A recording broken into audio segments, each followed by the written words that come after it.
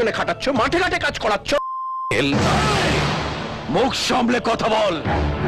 সেদিন বাড়িটা ছিল আপনার, বাড়িতে আপনার মেয়ের বিয়ে ছিল বলে আমি কিছু বলিনি। আজকে আমার বাড়িতে কোনো বিয়ে নেই। গলা নামিয়ে কথা না বললে ধর থেকে গলাটাকে আলাদা করে দেবো। আমাদের হুমকি দিচ্ছ? যেন উনি থানায় গিয়ে লাখখানেক টাকা দিয়ে দিলি তোমার হাতে কাটাটির বদলে হাত করা ঝুলবে। এখান থেকে বেঁচে ফিরলে তবে তো থানায় যাবে। খুন করবে আমায় না? করো করো। ড্যাড,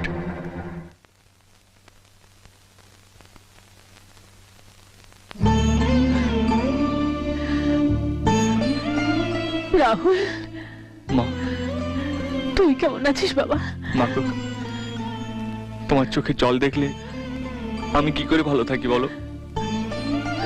তোমার আশীর্বাদই তো আমাকে আমার লক্ষ্যে পৌঁছে দেবে।